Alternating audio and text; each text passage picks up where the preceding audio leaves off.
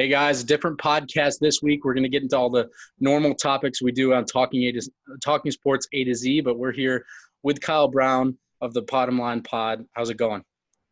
What's up, Alex? How you doing, man? Thanks for having us. Yeah, good. We're going to get into a little bit of a combined podcast with you guys. I don't know if you want to quickly, give who you are for the listeners. Yeah, I'm Kyle. Alongside me is my co-host Steve, and we are the Bottom Line Podcast, and we've been doing it for about 119 episodes now. This will be so. Obviously, we've had yourself on in the past as a previous guest, so you know how we do things over there. But I'm ready to dive in some topics here. All right, let's get into it.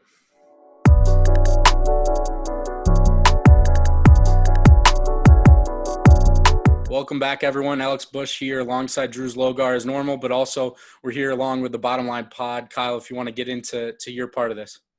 Yeah, welcome to episode 119 of the Bottom Line Podcast. As always, I'm your host, Kyle, alongside of me, my co-host, Steve. Make sure you go subscribe and listen to the show on Apple Podcasts, Spotify, and SoundCloud by searching Always Up to Something. You can also watch the full version of each podcast on our YouTube page.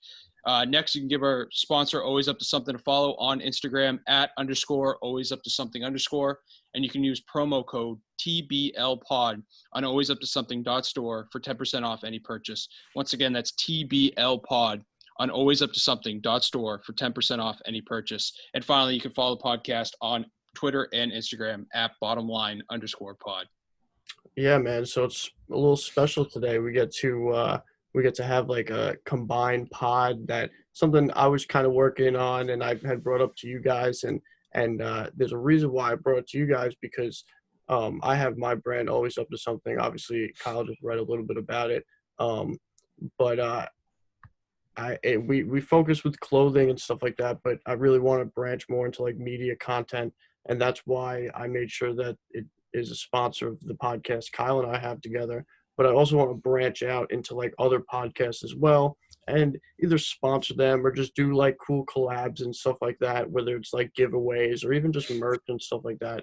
But when Alex told me that you guys were starting up your podcast, and Alex has been on ours before, and I'm a big fan of his and the work that he's done, I had to jump like all over you guys and pause and say Pause, like, there's the pause. Let's do something together. So it's perfect timing, because we're gonna do like a little giveaway together with my brand. You're gonna get some clothes, some bracelets, some stickers and stuff like that. But yeah, Alex, how do you like the podcast world, and then how do you like working with Drew? Was he the right partner? Well, I've been working with Mike's pod for a little bit now. I've been dabbling in helping with podcast stuff. So, but hosting, it's always great. I did a radio show back in college, so bringing back those days, and bringing back the days of working with Drew at the NBA like we did. So we've been boys since then. So, we should probably introduce Drew. So how's it going, bro? Been quiet so far, but yeah, boys, it's good to be on the airwaves with you. Busch has told me a lot about you and the podcast and the stuff that you guys do. It's really impressive. So excited to be here. I'll speak on business partners with Busch is always a sketchy topic, because we know how Alex is. But friends and colleagues at the NBA during our years there, and it was awesome. He's a talented dude.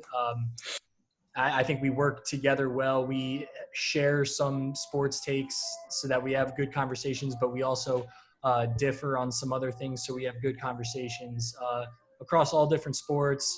But Steve, you bringing in kind of a merch aspect here. I love that introduction. We're getting started on our own brand, but to bring guys like you into this that have already been established in this space for longer than us, it can only help everyone involved. So happy to be here on the airways with you, and excited to talk some sports today.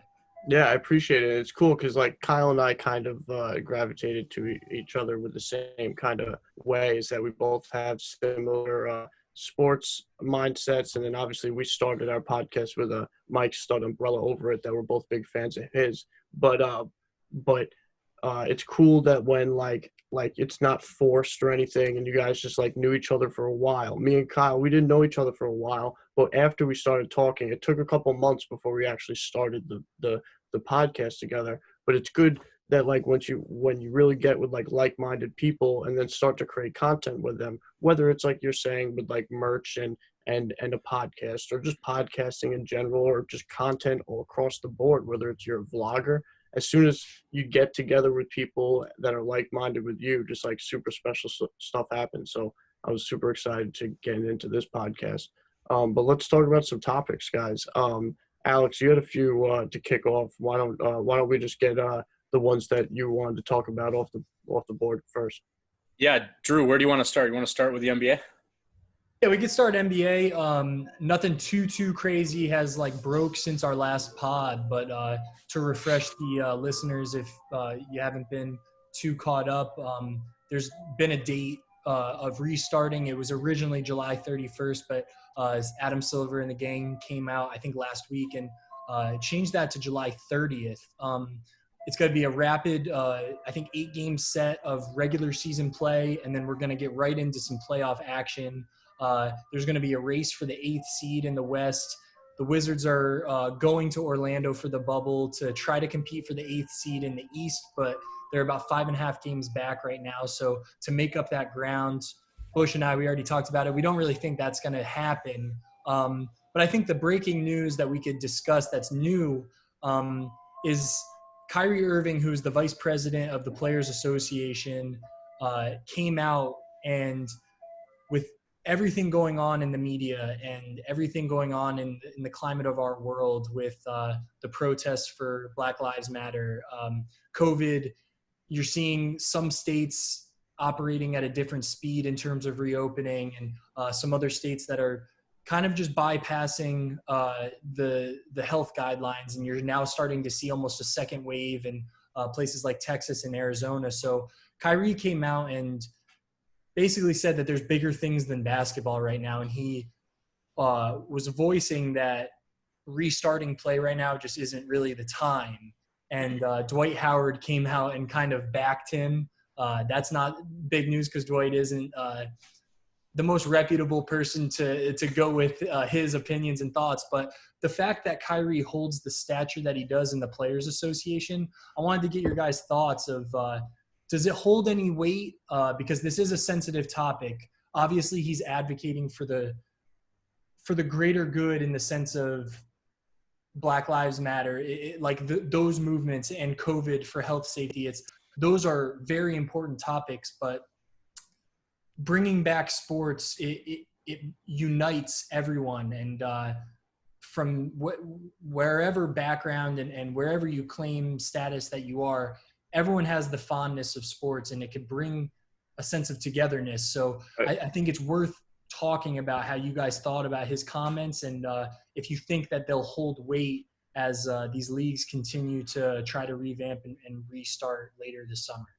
Well, for me, I found it very interesting because I expected that for him. You know, he's a very well-grounded guy, like you touched upon, and it doesn't shock me that he's taking such a stance on the matter. I don't know if you saw, but I also saw that Patrick Beverley and LeBron made statements, and Yeah, that was LeBron said he wants to play. yeah, that was even more intriguing to me because Patrick Beverley said, you know, like if LeBron says it's a go, we all a go. You know, he's our guy. He's been the captain of our ship, and ironically, someone who's been a rival of his turning around and saying, you know, if he says it's a go, it's a go. So yeah, one might argue that someone like Kyrie can turn around and say, that like I have a better purpose with my time spent doing things elsewhere. But I'm sure that there's more people that playing basketball gives them a bigger platform. So that 100%. might allow them to even have more of a voice than they did already. So what do you guys think? Because that's kind of where I sit on it. I overall I love that Patrick Beverley is riding for LeBron. Yeah, I mean, and they've done that in the past too, where they've come out for justice for Trayvon Martin. They wore the shirts pregame. So I think the concept, I totally agree. The concept of having having sports come back and using that as a platform, I think that's awesome. I think that's the right way to go with it.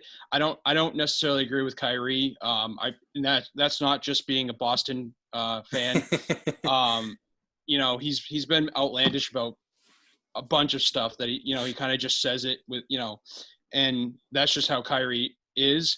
I totally understand where he's coming from. I just don't agree. And to see, just like you said, Beverly come out and basically say, if LeBron's hooping, we're all hooping. I mean, that's awesome. I also really liked what Austin Rivers said.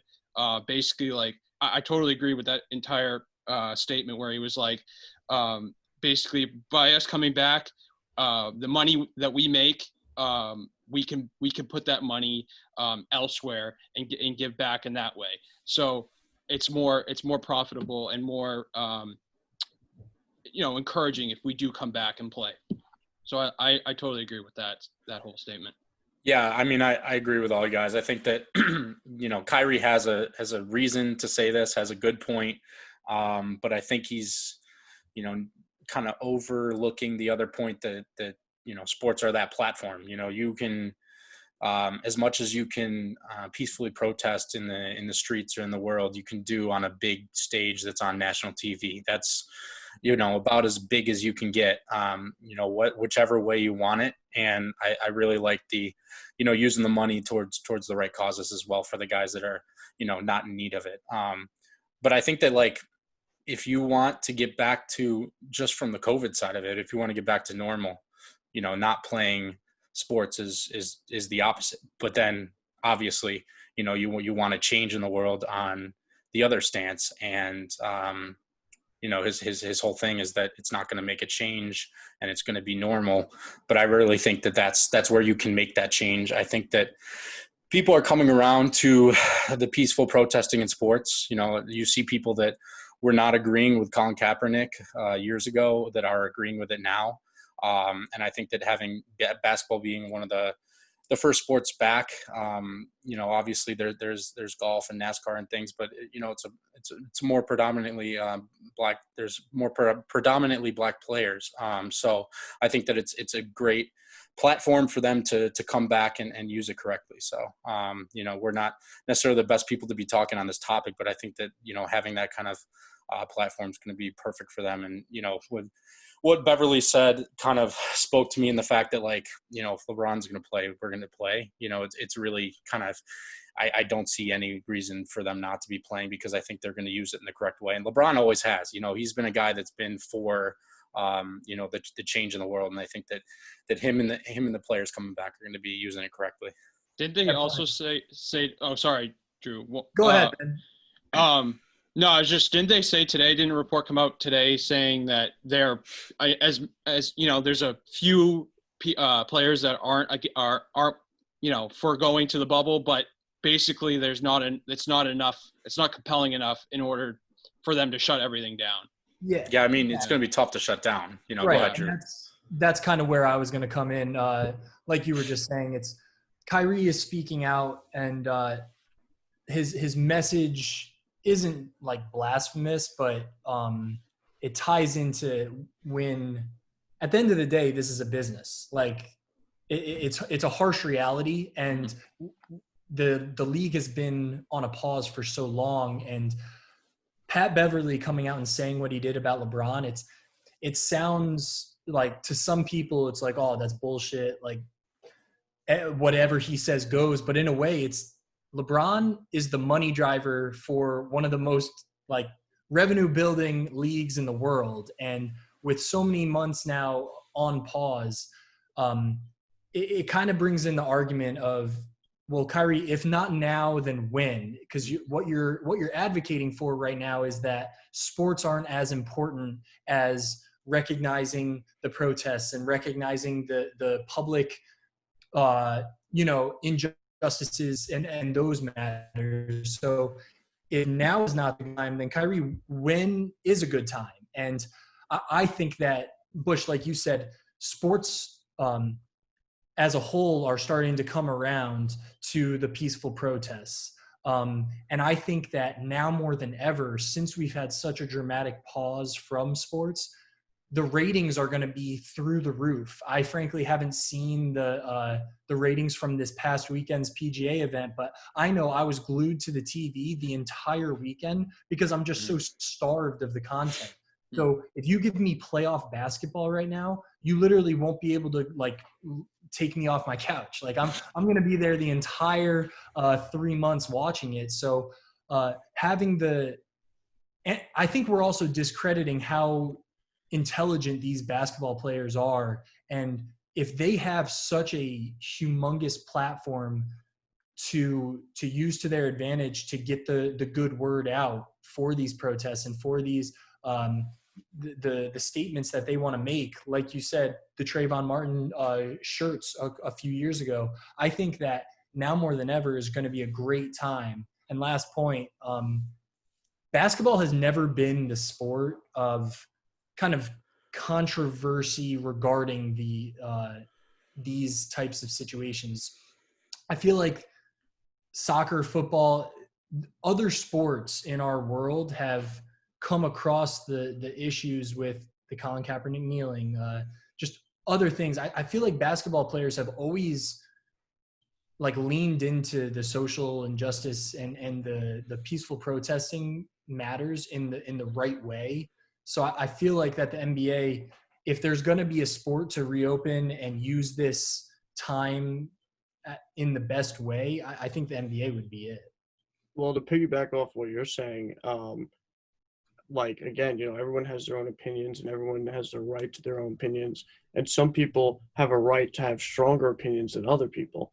And the only thing that I would say about Kyrie, again, piggybacking off of what you said, is that maybe it's not like an if not now, then when, but it seems to be as if he's saying that, like, he doesn't want to play until he sees change.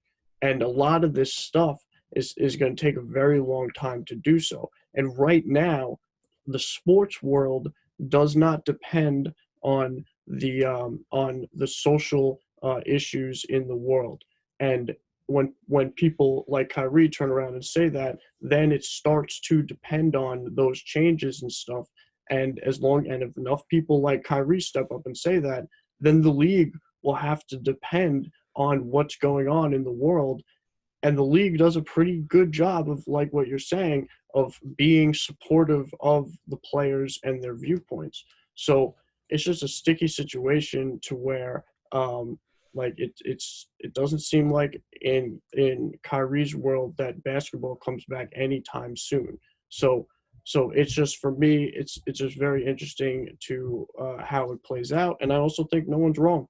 I think Kyrie just has much of a right to say what they're saying, as much as LeBron says, let's get back out there, So I guess let's segue off the NBA stuff, unless anybody else had something to add to it.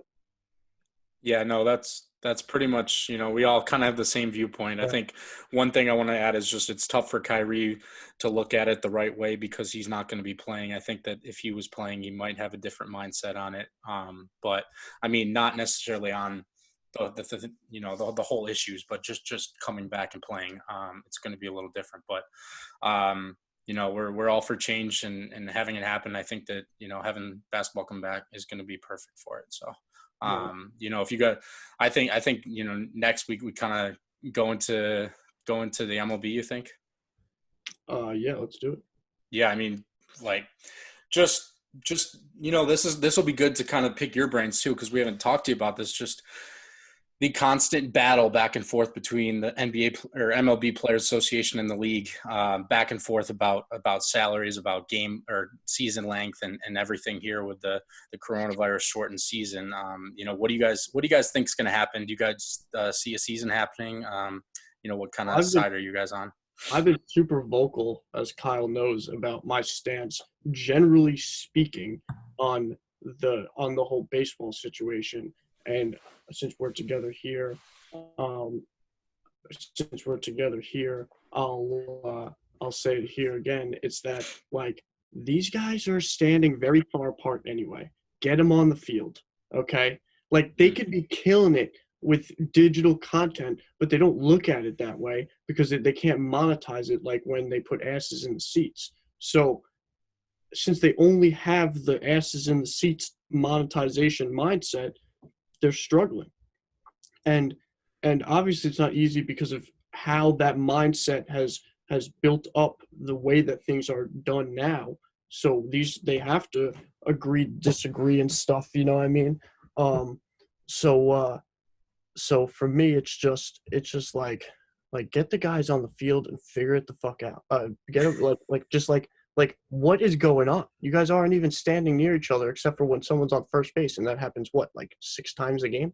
You know, like come on, like just get him out there. It doesn't make too much sense to me, but I get that them going back and forth, and let's also mention that they're not even fucking close.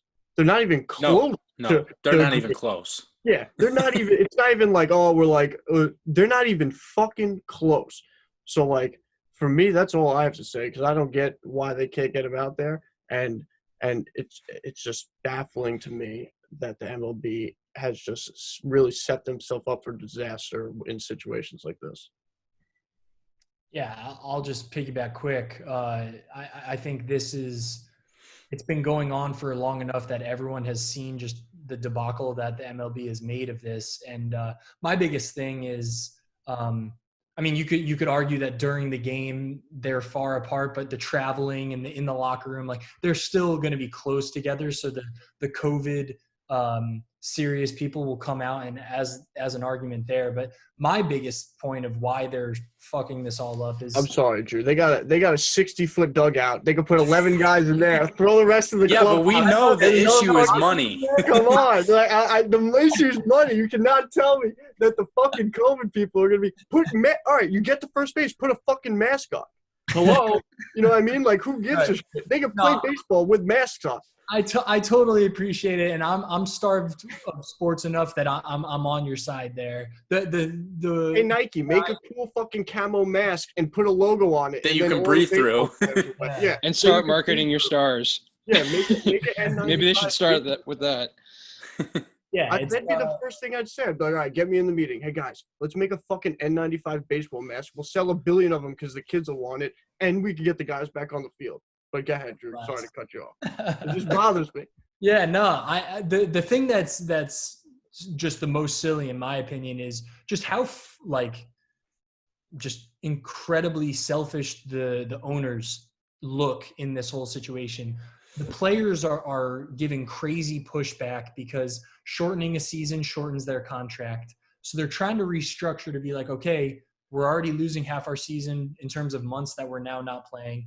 If you want us to come back on the field, given the health risks, given the lack of preparation time, all of this, you're going to have to meet us halfway or meet us somewhere in the middle that you're adequately giving us the compensation that we need. And just the reports that you continue to see are that the billionaire owners are just sitting on their asses, like on top of all their money, saying like, no, we need as much money as possible. So since we're not getting the asses in the seats like you're saying, and since the season's going to be shorter, we're not getting as much revenue this season.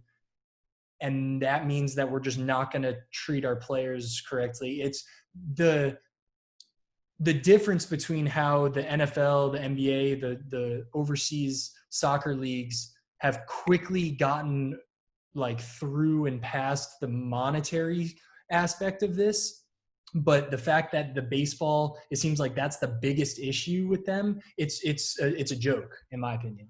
I think just to kind of give it a point on the money is the thing that like I think about is, okay, so you're going to lowball the hell out of the players for months and months and just not get a season. If you're worried about losing money with cutting salaries, not at, to the amount you want, what about not having a season? You're not getting anything. That is, to not have a season would be the stupidest thing honestly on both parts, but more on the owners' parts because they know that they're the ones lowballing this entire thing. To not have a season would be the most ridiculous thing ever. And honestly, I could see it now. Only thing to that though, that like while Drew was talking, I thought about is like, I wonder how much, just on a super general scale, forget about the nitty gritty. I wonder how much it costs, and we'll just pick the Yankees because they're the most valuable franchise.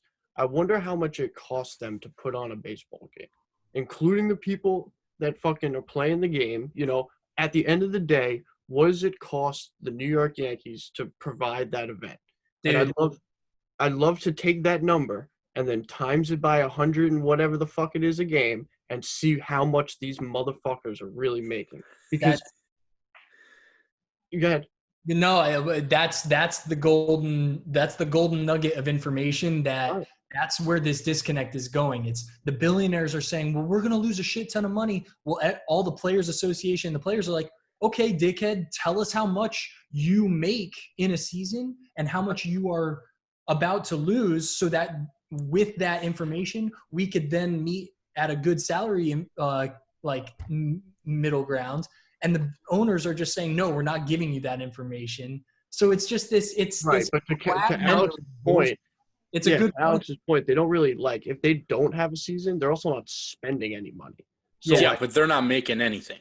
Right, but these motherfuckers don't have to make anything. They don't give a shit. And if you're saying how much it takes for, say, the Yankees to put on a game at Yankee Stadium, now if you're in coronavirus and you throw yourselves in a bubble, how much you think it really takes to put on a game in a stadium that everyone's playing in or an area everyone's playing in with no fans, pretty much nothing going on? Yeah. Nothing.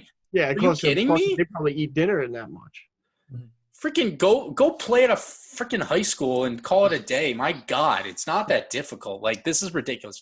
If you don't have a season, that's the most – like, the MLB is like, before this whole thing went on, we're like, oh, God, will basketball finish, hockey finish? Like, what'll happen to the NFL? No one would have thought that baseball that didn't start until April would actually not have a season, and that's looking like it could be a possibility at this point. Especially after they open Florida and Arizona like. Yeah, they were talking about doing bubbles at Florida and Arizona. And Arizona, I guess they've had a little spike, but if they started that earlier and gotten a bubble, it wouldn't be an issue. And that's my buddy lives in Arizona, and they barely got hit until now. So, and they could have just stayed down there since spring training. I mean, I don't know. Like, well, they would have had to have a spring training like thing before the season anyway, so that would have been all in one, and they could have stayed down there, like you said.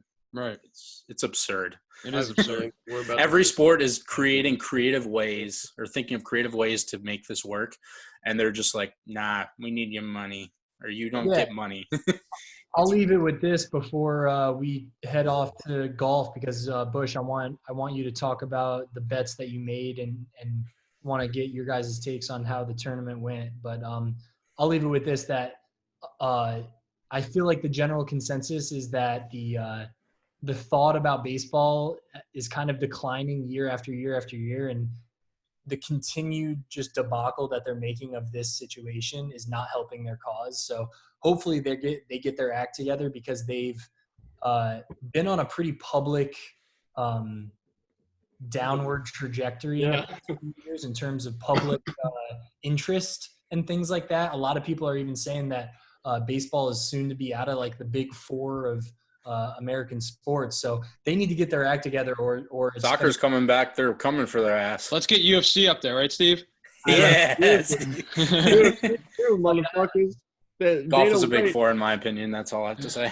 Yeah, no, but Busch, let's chat about it, man. We had kind of fireworks. The first real tournament since the pandemic hit the world, to be honest. And Daniel Berger wins in that overtime hole over Colin Morikawa. Playoff, yep. Whatever. Give me your thoughts about what you watched, maybe how the bets fared for you, and if you made some money in your pocket. Yeah, dude, I was so excited to have golf back. It was great. I still have my login for PGA Tour Live from working at the tour, so I was watching every morning before I went on the course, and then when I got home at about 2 or 3, I was watching every day, so it was great. Golf being back, coming back to the Charles Schwab Challenge, which is not the biggest of tournaments, having that kind of field was incredible. The names just on the leaderboard on Saturday and Sunday were amazing. Having, you had Bryson, you had JT, you had Sung Jae making a run there. You had Morikawa, who's a young stud, probably one of the best iron players in the game right now. Picking him next week, by the way. And yeah, I mean, we talked about my bets. I put in a few live bets throughout the week. I think I put something on Morikawa about 3 different times. So him missing about within 10 feet on that playoff hole kind of still stings. But I came out right about even, so we're good. Lost a little, but not much. But I mean, just dude, I mean, you're the casual golf fan that's perfect for like, you've never thought, oh, dude, I'm gonna watch the Charles Schwab Challenge this week, right? Like that's the best field they've probably ever had, and the numbers on TV ratings are probably skyrocketed, especially because everyone who normally would be at the event is watching on TV. I think that it was hilarious seeing guys like JT and Ricky and stuff in the first couple rounds, fake give a little like, yeah, thank you, everyone. And it was also really cool seeing guys that just like pulled up like grandstands in their backyards, like that were on the course. So you could hear like 15, 16, 17. There were some guys right outside that you could hear them cheering, and you were like, wait, is that like 2K sound they threw in, or but. Yeah, I mean, it's great to see golf back. Going right on to next week. Obviously Drew watched a little. Did you guys watch any at all? I know Steve, you're a big golf guy too. I checked out a little bit of it. It's so funny, like I played since I was 4 until I was 22 years old, and like throughout the whole stage, like pretty much the highest competition you could play at that age. I was always playing with either people older than me, and then I was playing in states and everything, and in high school, and then obviously, for those of you who know, I played Division II college on one of. We got to get a match going, by the way. Let's Bethpage. I'll come take that. That's great content right there. Yeah, that would be so fun. You gonna come play blacks with me from the tips? Oh, obviously, yeah, we'll easy. Play from the plaques, yeah. No issue. We'll get out there. Listen, it's a long course, and I don't hit the ball very straight, but I find the fairway, and I could get around on there. So it's a tough one. If you get in the rough, you're fucked. If it's grown up though, like during the summer, it might be dry and not that bad. Rolling fast. Oh yeah. Well, I mean, you saw in Texas this week, Colonial was rolling fast. That was so dry. Yeah. By Sunday. Fastest greens I've ever played was in this course in West Virginia, and it was fucking like, I think it was like 13. It was crazy. Sheesh. So fast and downhill, crazy wind, but like. It's all about it's all about like they could roll as fast as they want, but it's about what kind of grass is there too, because like that's what these guys on tour are paying attention. I mean, to. the Bermuda, playing Bermuda, like I was down in Florida, and all those courses have the Bermuda grass. Coming back up here with different kind of soil is a little different of a game. I like both. I like playing up here better because I like the woods and shit, but and then I have like this dream of mine that I want to put on my own golf event one day. I'm sure it costs a shit ton of money, and I have. I'm your boy for that. We're doing that. Listen, that's man, easy. I have an awesome idea for something that's not in the PGA Tour right now that they could do, but I need to make a shit ton of more money before I do any of that. But no, I love it. For me, like at the end of the day, that I know that the top golfer in the world and the 150th golfer in the world are separated by like fucking 3 strokes on stroke average. So like for me as a big golf fan, every weekend I'm like, yo, these guys are all fucking good. I just can't wait to see them duke it out. You know what I mean? So it is, like you're saying, really nice when the big names get in there and Spieth makes a charge and that kind of shit. Like that feels good. But for me, unless it's fucking Tiger, because I'm the type of kid that when I was a little kid, I used to bang on the TV when the red fucking came up on it. So like that was my guy. So like unless it's Tiger, because it's Tiger. I can't wait till he comes back.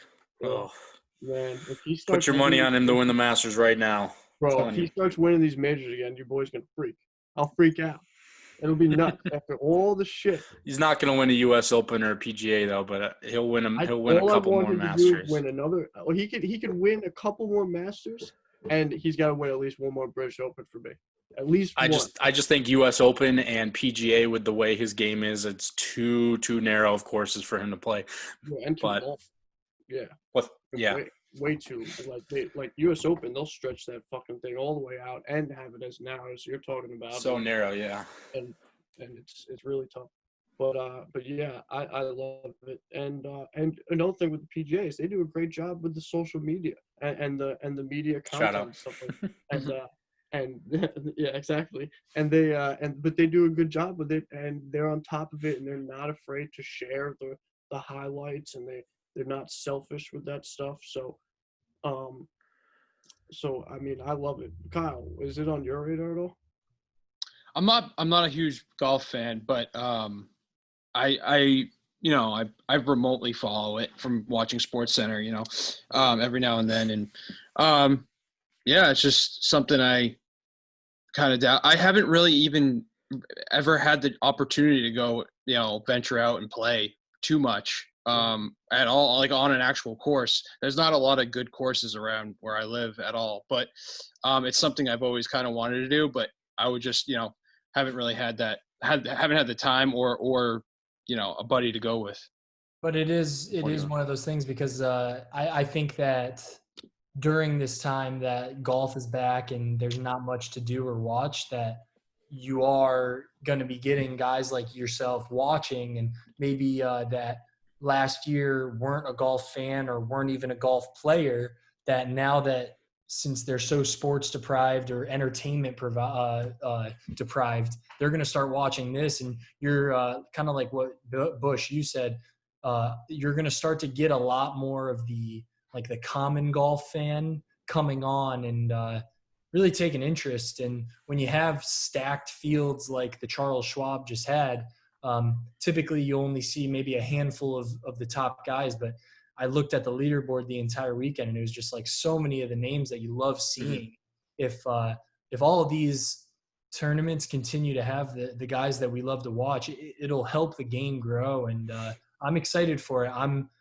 Busch, I think you downplay my golf knowledge. I'm not at your level. No, I'm not downplaying your knowledge. I'm just saying, like, you, like, in a regular week, you wouldn't I'm be like glued to the TV for a Charles Schwab challenge, yeah, right? Like, I'm it's an not like, above average fan, I think. oh, for sure. I know you I'm know, not yeah. nitty gritty knowing the stroke average and shit like that. But I But know I do have to say, when you call the playoff overtime, I lost yeah, credibility. that was bad. That was bad.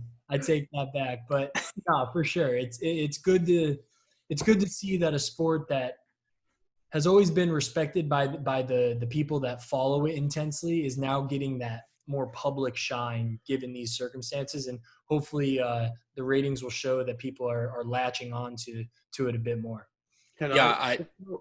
Go. Sorry to cut you off. Can I throw a random topic up here that I'm kind of seeing a theme over what we're talking about? I just want to toss this up for discussion. We're talking about these sports, and at the end of the day, we are talking about each individual sport and the little things that make each one different, with everyone handling this this bigger picture of that everything's different socially for many different reasons. We see a big boom in the streaming platforms and places like Netflix and Hulu and HBO Max popping up and then getting new content because they understand that more people are consuming at home. And again, I think this is like everyone's dealing with the same problems here, but one person or one group of people that have been dealing with this problem particularly, not for the same reasons, but for as long as I can remember, is network television, right? So like, just like we're talking about like the NBA and the MLB, like what are your perspectives on the fact that like network television seems like dead outside of the people who watch it between 5 o'clock and 8 o'clock, having nothing to do with sports, mind you, like, but these shows on Netflix pop off, and these new streaming services can pop out of nowhere and take advantage. But like, where do you see that kind of network television, like shows that you might see on CBS or NBC or ABC? Why aren't they doing a good job like we talk about everyone else is trying to manage? Well, since my dad works in network television, I might leave this to Drew. I don't want to get yelled at either way. I would actually value your opinion on this. Oh, okay. Or that. Yeah, I think it's one of those things that Netflix has kind of changed the game of watching I'll just speak on it from my opinion. Let's say that I have no knowledge in this, but As a consumer, yeah. yeah, as a consumer, I know that when Netflix throws on Stranger Things, for example, you have to wait an eternity for the new seasons to come out. But I'm a big Stranger Things fan, so when it comes out and they come out with the entire season, it's like a binge-worthy lifestyle that we're in, and the fact that all of these shows that come onto those platforms, they don't go onto the platform as like Outer Banks when it came on to Netflix wasn't like, oh my God, get prepared for the Outer Banks show. It's going to be incredible. It was on it got onto the platform, and Barstools, Chicks in the Office, like some people. That's how I got on it. Well, seriously, it's like people latched on to the characters early on because whether they're good looking or the acting is phenomenal or what have you, if it's comedic with the Tiger King shit. But the fact that Netflix is offering the entire show all at your fingertips, in my opinion, it has changed the game. So now that you have the Modern Family or This Is Us, the shows that are popular on network TV, but you only have it at Sundays at 8 p.m., the conversation isn't continuing throughout the week. It's like, okay, Sunday at 6:30, I'll start to get hyped because I know in an hour and a half my show comes on. But Netflix having everything being right there allows the conversation to be always there, because if I want to rerun the MJ documentary right now, I could do that. If I want to do Stranger Things, which we should do, by the way. Yeah, just to get caught back up, or Peaky Blinders. Well, let me pick that apart a little bit, because I understand the principles that Netflix brings to the table, but before Alex goes, like, I don't understand why network television can't apply that to them. I mean, say I don't know, I can't think of any show, just The Office, right? Say The Office is on CBS, brand new fucking season, right? Why don't they just put it out Monday night, Tuesday night, Wednesday night, Thursday night, Friday night, Saturday night, Sunday night, and like all these shows you could watch on demand anyway on each on demand's fucking thing. If you have like Cablevision or something like that, they normally go up like a half hour after they're released anyway.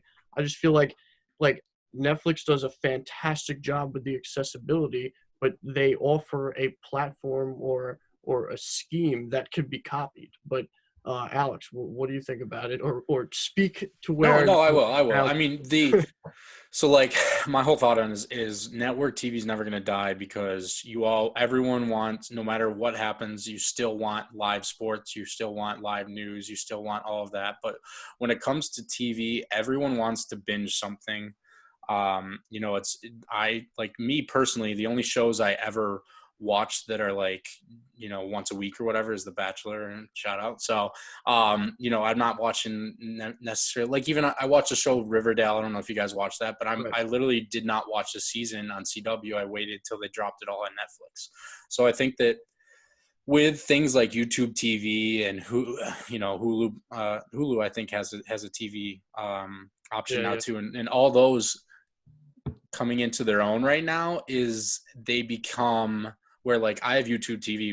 I don't have I don't have my own cable. So what I do is, if even just give it The Bachelor, like if say it's Monday night, sometimes I won't watch it till Wednesday unless I want to be live tweeting it or something stupid.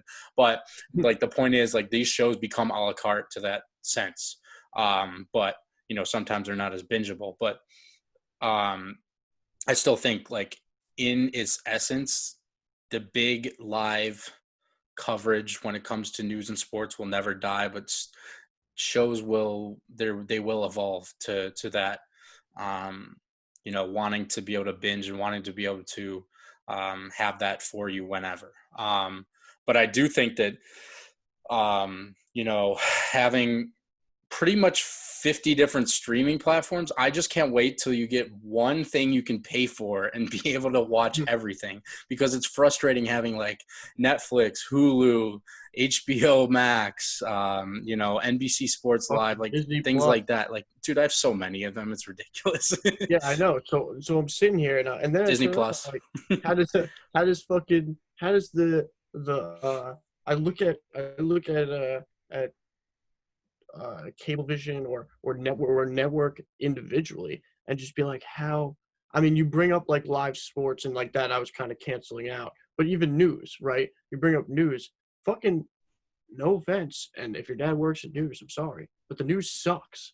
Like Oh, well, everybody, right now it's just tough. Everyone knows it's tough to watch right now. There's nothing going on good. And, right? But I mean, in it's general, like it's always like the opposite of a highlight reel. It's like always the worst. What's well, going on? it's definitely extreme right now for sure. Right. Uh, And for me, I'm sitting here and I'm saying, like I'd love for these networks to just do a way better job with like their content. Because if I was a part of them, I'd be like, all right, what the fuck is Netflix doing that we can't do? We got a shit ton of money too. You know what I mean? Like everyone's got money here. We've been around for a while, but like depending on the sports and the news, I understand. But when it comes to these other shows, I'd be sitting there, I'd be like, what the fuck?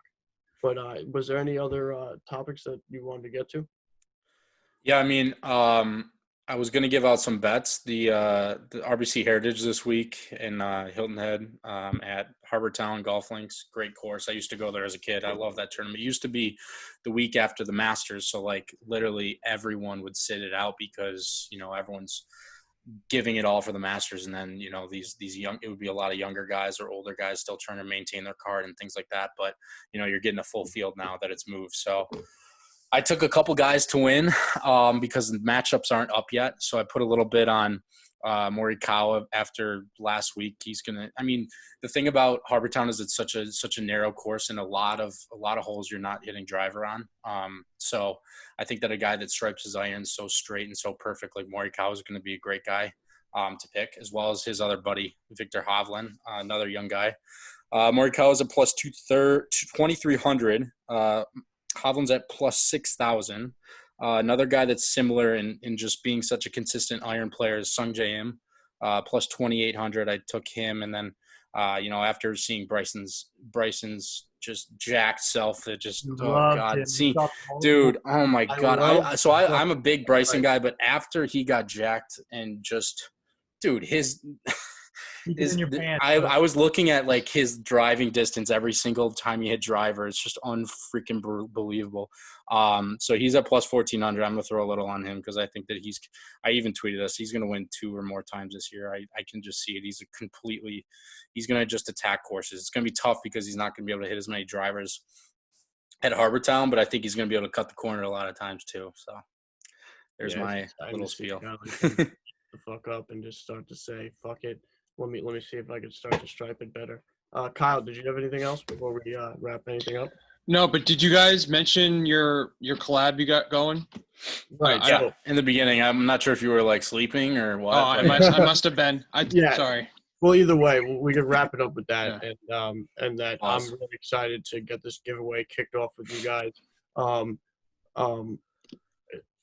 I don't want to talk about it on air too much, but I know that we're going to come up with a really cool way for your followers to win some free clothes. And the bottom line, people, don't be jealous. I want to do something with Kyle too for us.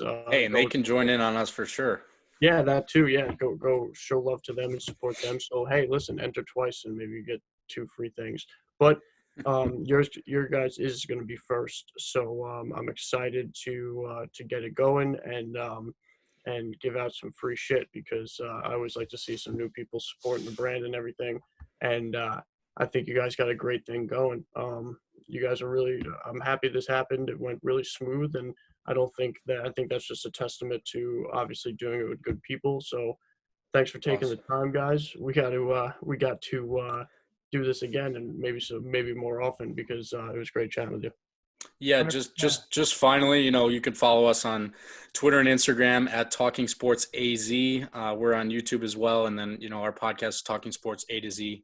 I'm Alex Busch 93, Drew _Zlogar, right? Yep, Drew _Zlogar. Easy, it's Zlogar last name. But yeah, like you just said, it was awesome being on the airwaves with you guys. Easy conversations. And flowing conversations. So definitely want to tap into you guys again. And with this collab that we're going to be having, we'll have a purpose to do so, and really excited for the future. All the best to you guys, and look forward to talking to you guys soon. Yeah, maybe just to give a little tidbit on the air, maybe we should do this again when we pick the winners. So yeah, we'll get, or maybe we'll bring you on to pick the winners. We'll do something. It'll be cool. Yeah, we'll do something special. We're just like, I like to say we're just always up to something, so we might figure something out, So, all right, let's leave it right at that, guys. Thanks a lot for Thank you, guys. Yeah, no problem, guys. All right, thanks, boys.